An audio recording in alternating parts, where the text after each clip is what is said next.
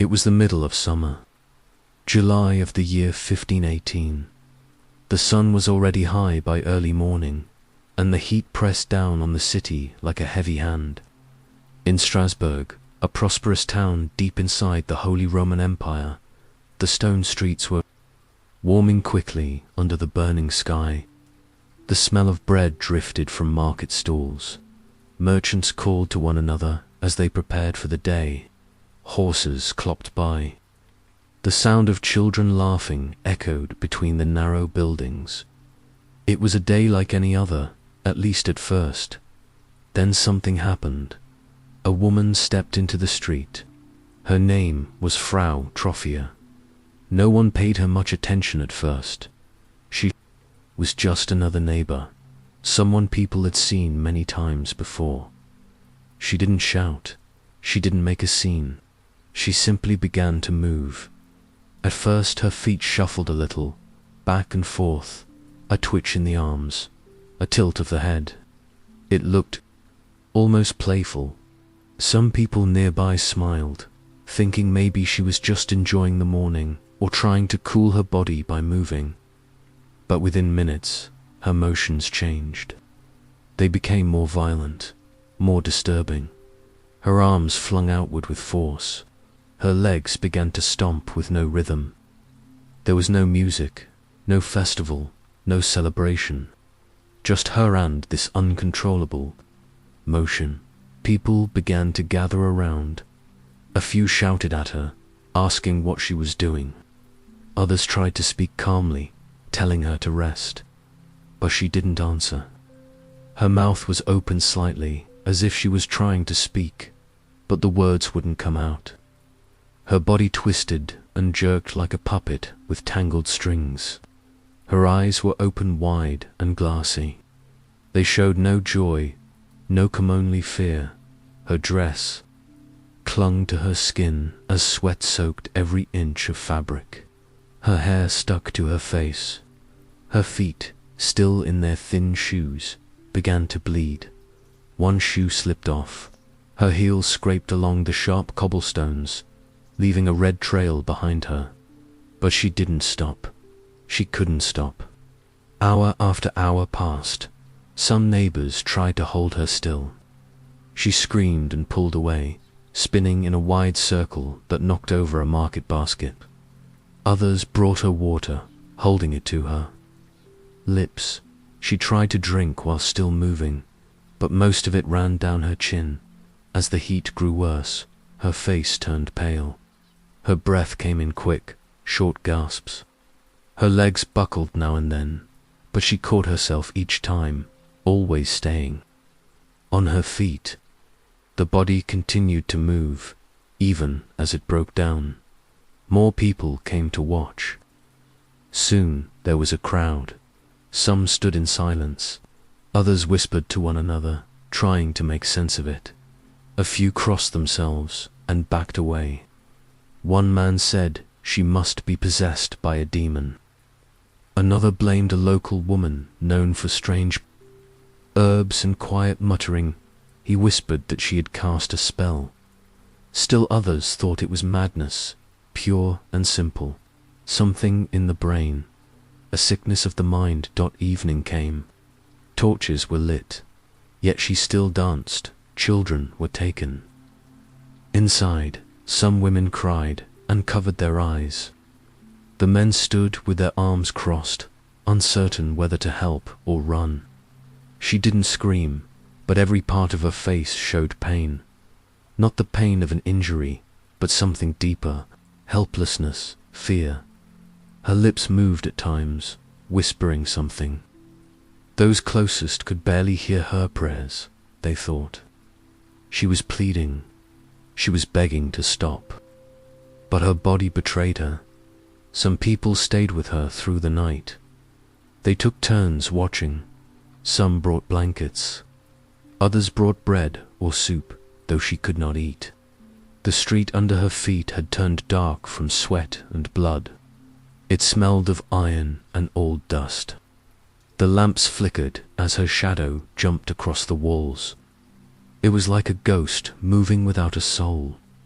When dawn came again, she was still moving, but now something even stranger happened. Another person began to move. A man who had been watching his name was believed to be Klaus suddenly twitched, first his fingers, then his arms. He tried to hold himself still, pressing his back against a wall. But within an hour, he was in the street with her, moving. Not exactly the same as she was, but still unnatural. He spun slowly, as if dancing with someone who wasn't there. His arms were out like he was waltzing. His eyes were wide and distant. By midday, there were 3 more, and then 7. Within 1 week, over 30 people were dancing in the streets. Not for joy, not for fun. They were trapped, possessed, controlled by something no one could see. Each one looks different. Some were stiff and jerky, like Frau Trophia. Others moved more gently, like they were caught in some slow music only they could hear. A few stomped like soldiers. Others clapped, twirled, and spun as if celebrating a harvest. But every single one shared the same thing. They couldn't stop. Some tried. They collapsed, only to rise again minutes later. They cried, they prayed, they begged their neighbors to tie them down. But when ropes were used, the dancers screamed in pain as if their bodies were burning from being held still. The ropes were quickly removed. There was no way to fight it. Strasbourg was in panic. The dancers were growing in number. Families became terrified. Some who took care of the dancers found themselves pulled into the same strange condition just days later. It was like the sickness could be caught through sight just by watching, just by caring. A doctor visiting the city wrote in his journal that he had seen many diseases before, things that destroyed flesh, things that killed through infection. But this, he said, was something else. This was a sickness of the soul. It entered through the eyes, moved into the mind, and took control of the body. The streets were no longer safe. Merchants closed their shops. Children were told to stay indoors. The city priests began to pray in groups, asking God to stop what they believed was either a punishment or a curse. And still more dancers filled the squares. Each night the sounds grew louder, the stamp of feet, the groan of pain, the scrape of skin against stone. People screamed in exhaustion. Some collapsed in the middle of a spin. Others cried until they could no longer speak. No one knew what to do. The city leaders met in secret. Doctors gave their ideas. Some believed in Hume's the old theory that blood, phlegm, and bile must be balanced inside the body. They said the dancers had hot blood that needed to cool down. Others said it was the devil. Others blamed poisoned grains specifically, a fungus called ergot that could grow on bread and cause hallucinations. But none of these theories explained why the dancers kept going for days without food, rest, or reason. Still, the council had to make a choice. What they did next would only make it worse. But that part of the story, how the city tried to cure the plague, comes after, because this was just the beginning. It started with one woman, one step, one motion, one body overtaken by something invisible, and it became a nightmare that spread like fire, leaving behind broken people, unanswered questions, and the most terrifying truth of all, no one could explain why. The body could not take it anymore. Frau Trophia had danced for 7 long days. Her dress was soaked, her feet were raw, and her chest heaved with every breath. And then it happened. She collapsed, but witnesses said it wasn't like a normal fainting.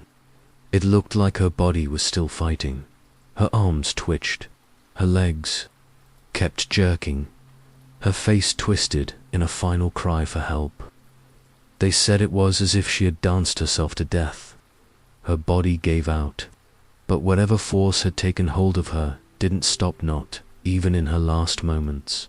The official cause of death was written as exhaustion of the heart, but the people who saw it said it felt like something darker, something not just physical. It felt like her soul had been dragged past the edge. Something inside her had broken. She wasn't the only one. Doctors in Strasbourg started recording more deaths, each one stranger than the last. Some dancers dropped dead from heart failure, their bodies unable to take the endless motion. Others died from strokes, their brains starved of oxygen while their bodies continued to thrash and turn. Some passed out, stood back up, and kept moving until their bodies finally collapsed, cold and lifeless. But there were also those who didn't die in a flash of pain. They slowly faded. These people looked blank. Their eyes lost all life. They kept dancing like machines. No thoughts, no expressions, just motion, endless and eerie. Medieval doctors gave it a name: exhaustion of the soul. It meant the person hadn't just lost their strength, they had lost the will to live. Their minds shut down, but their bodies kept going. They couldn't eat, they couldn't drink, they couldn't sleep. Some tried to swallow food or water, but they were moving too much. Many choked or vomited. They wasted away in plain sight, surrounded by friends and family who could do nothing but watch. One physician named Dr. Paracelsus arrived in the city during the worst of it. He wrote down what he saw in gruesome detail. He described feet worn down to the bone, joints pulled out of place, muscles eating themselves from the inside. He saw dancers with fevers so high they began to hallucinate, seeing visions, screaming at things that weren't there, twisting violently like they were in a nightmare. Some began to foam at the mouth. Others broke bones as they crashed into walls or fell in the street. Their bodies were falling apart, but something inside them wouldn't let go. Day after day, the streets filled with more screams, more thumping footsteps, more broken people. By the end of July 1518, the death toll had climbed into the dozens, but the number of people still dancing was in the hundreds. There were not enough healthy citizens left to care for the sick. Shops were closed, markets were silent. The once busy town of Strasbourg had become a city of ghost people, too afraid to go outside, and too helpless to stop what was happening. As the bodies kept falling and the dancers kept moving, the people began to look for answers. They turned to their beliefs, to their books, and to their fears. In those days, many believed in spiritual battles, so the first explanation was clear to them. This was the work of demons. Religious leaders pointed to the dancers' refusal to stop, even when holy objects were brought before them. Some priests tried to bless them with relics, hoping the sacred power would calm the madness. But nothing worked. The dancing continued, untouched by prayer. That, to them, could only mean one thing: something evil was at work. One man, Father Heinrich Kramer, came to investigate. He was the author of a book called The Hammer of Witches, a terrifying guide to hunting witches across Europe. After studying the Strasbourg dancers, he gave his answer. This was a curse. A group of witches, he claimed, had cast a powerful spell to destroy Christian society. His solution: mass executions. Killed the witches, burned the evil out. But the city officials did not follow his advice, not yet. Some people hoped science could explain it. Doctors returned to an old idea called hot blood. They believed the dancers were overheated inside, too much motion, too much energy, and needed to release it. According to that idea, Dancing was not the sickness, but the cure. A strange cure, yes, but one that would eventually burn itself out. Others suggested a different kind of poison, bad bread, in those days. Rye bread often became infected with a fungus called ergot. Today, we know ergot contains chemicals similar to LSD, a powerful drug that can cause hallucinations, convulsions, and wild behavior. It seemed to make sense. But there was one problem. Not everyone who danced had eaten the same bread. And even if they had, why did simply watching the dancers cause others to start? The ergot theory could not explain how the plague spread without food, through sight alone. Other doctors blamed something called melancholia, deep sadness, similar to what we now call depression. Many dancers were poor. Many had suffered great losses. Some had lost children to disease, or homes to war, or crops to drought. Maybe, the doctors said, they were dancing because they wanted to die, and didn't know how to stop. Some even turned to the stars. That year, a strange comet had appeared in the sky. Some believed it had shaken the heavens and sent chaos into the world below. Maybe, they said, the heavens were angry. Maybe the planets had aligned in a way that turned people mad. But while the old world argued, modern science would later offer its own explanations. Some experts today believe the dancing plague was not caused by demons, or blood, or stars, but by something inside the human mind. A breakdown so deep, so powerful, that it spread like fire. They call it mass psychogenic illness, a condition where fear, stress, and belief combine to create real symptoms in real people. In 1518 was a city under pressure. There was famine, there was disease, people were dying, crops were failing, prices were rising, and the world felt dark and cruel. In that environment, the mind can twist. Pain turns into fear, fear turns into behavior, and behavior, when shared by enough people, can become a storm. A crowd watches a dancer. They feel something rise inside, a strange pressure, an itch in the legs, a pull in the chest, and then they move. Not because they choose to, because they can't not. Others believe it may have been neurological. Some brain diseases, like encephalitis or Huntington's, can cause uncontrollable movement. Maybe a virus had spread silently through the city, one that didn't kill immediately, but instead rewired the brain, took control of the body, and left the mind screaming silently inside. Another modern theory is something called conversion disorder. It means the mind, under extreme stress, converts emotional pain into physical actions. The trauma, the fear, the hopelessness, everything that couldn't be spoken comes out through the body.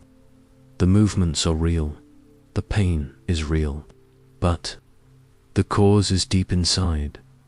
Perhaps most haunting is this: the idea of social contagion. We think of illness as something that spreads through touch or breath, but sometimes ideas spread faster. In today's world, we see it all the time. A strange challenge on social media, a rumor that sparks panic, a lie that grows and spreads until it becomes reality. The dancing plague may have been the first known case of this, a human idea that became a sickness.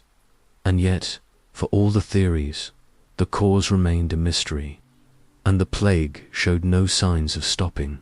The death toll rose. The people were desperate. And then, in the middle of the horror, the city leaders made a final, desperate decision. They gave up on doctors. They gave up on punishment. Instead, they turned to faith. A pilgrimage, not to any church, but to the shrine of St. Vitus. He was the patron saint of dancers and actors. And strangely enough, he was also the saint people prayed to when someone had uncontrollable movements. What we now call neurological disorders, they called Saint Vitus's dance. So, the leaders decided the dancers would be taken to him, but there were more than 400 of them. So the city hired carts and wagons. They gathered ropes and cloths. They asked strong men to come and help hold the dancers down during the journey. And on August 3rd, 1518, the strangest parade in European history began. A line of wagons stretched out of the city. Some dancers were tied down, still kicking.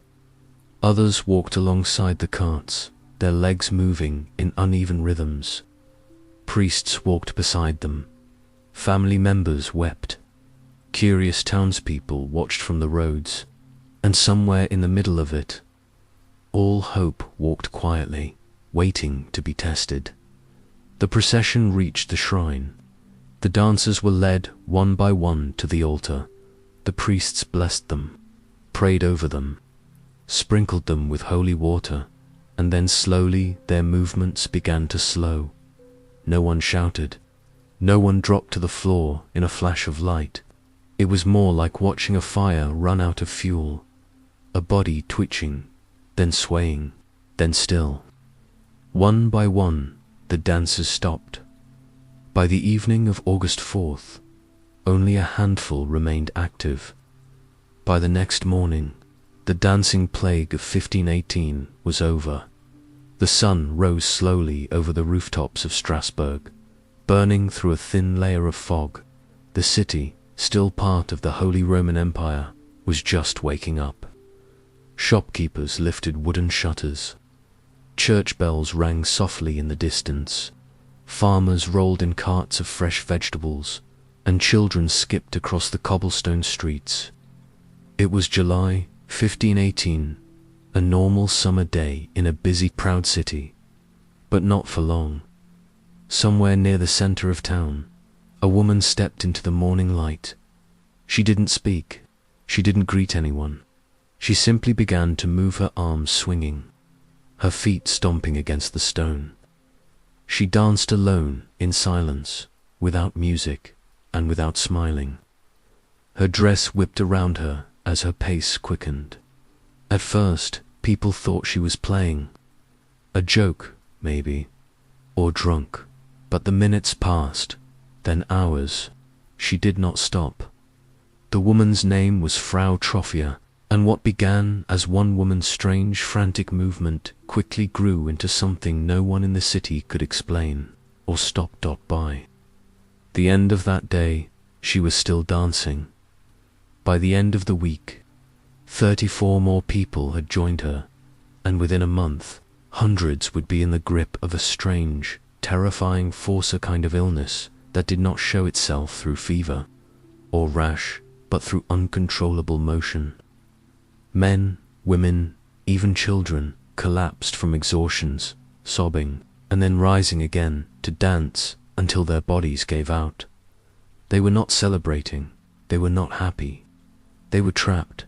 It would come to be known as the dancing plague, and it remains, even today, one of the most mysterious and haunting episodes in human history. At first, no one believed it was real. Some thought it was a trick, maybe a form of rebellion or religious madness. But the witnesses could not deny what they were seeing. People were moving until their feet were bloody, their clothes soaked through. Some bit their own tongues. Others foamed at the mouth. A few broke their bones in the chaos, or collapsed with heart failure. But still they danced. Doctors were brought in, but they had no answers. They wore long robes and leather masks, stuffed with herbs to block what they believed was bad air. They had seen plagues before, plagues of boils, plagues of fever, but not like this. This plague did not spread through touch. It spread through the eyes. People saw their neighbors moving wildly in the streets, and then they, too, began to twitch, to shake, to move as if some invisible hand had taken hold of their body and refused to let go. City leaders panicked. First, they tried to ban music. Then they tried to play music to help the dancers finish what they'd started. They even built a stage and brought in musicians with drums and violins. They believed that if the dancers could just dance it out, if they could somehow finish the dance, they would be cured. They weren't. Instead, the music only made it worse. More joined in, and the chaos spread. Why did this happen? Why Strasbourg? Why 1518? Even today, no one has a clear answer. Some say it was caused by ergot, a kind of poisonous mold that grows on wet grain. Ergot can cause strange visions and muscle spasms. It's the same poison some historians believe played a role in the Salem witch trials many years later. But if mold was to blame, why did only some people get sick? Why did it stop so suddenly?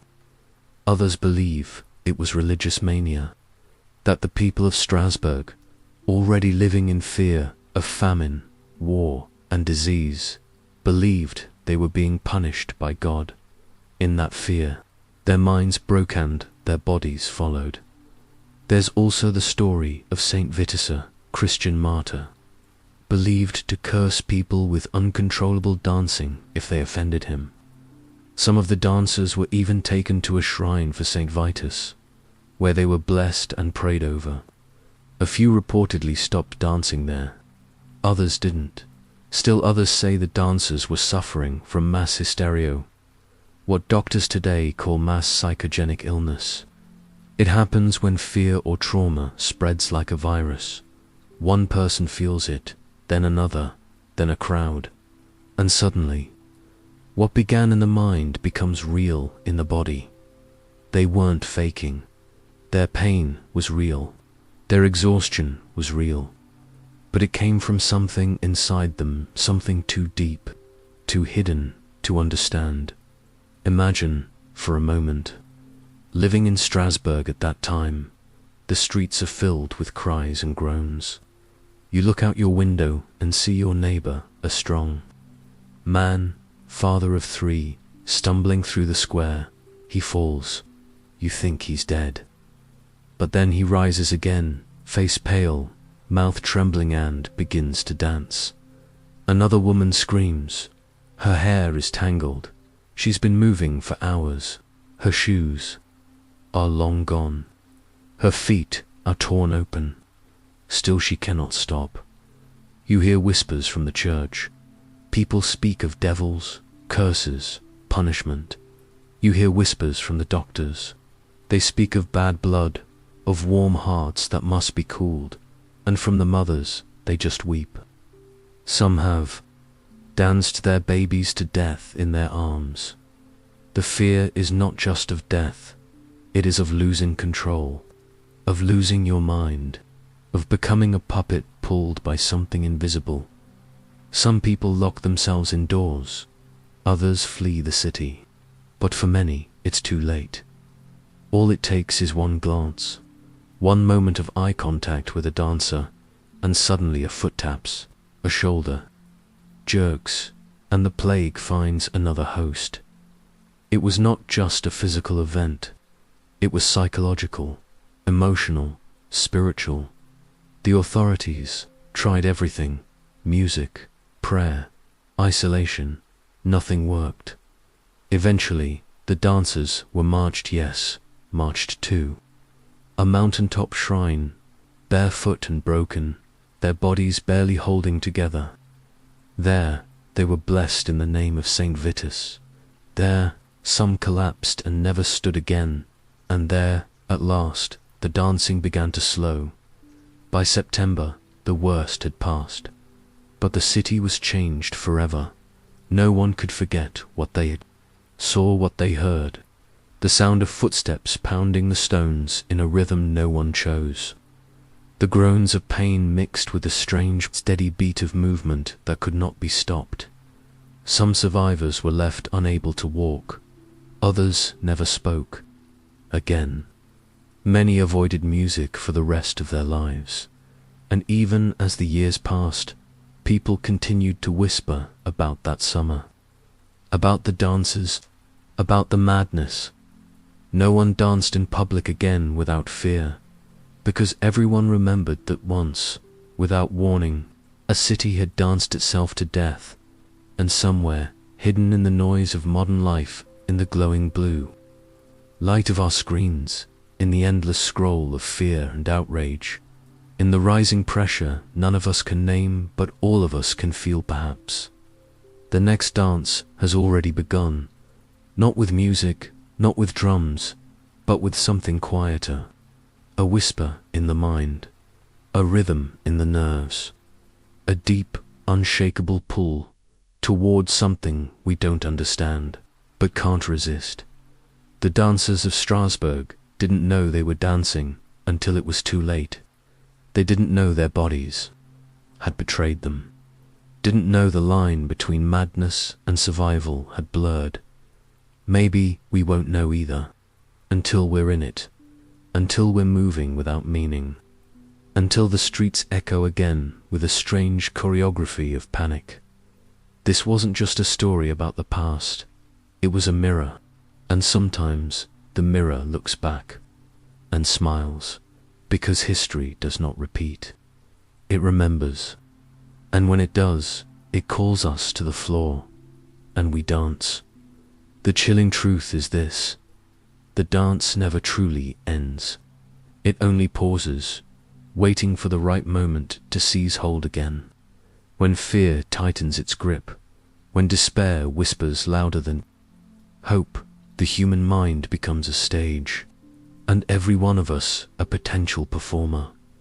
The plague of 1518 was not just a moment frozen in time.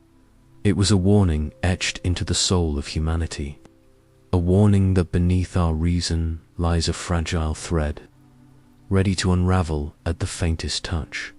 So when the music fades and silence falls, beware the dance may yet return, unstoppable and unyielding.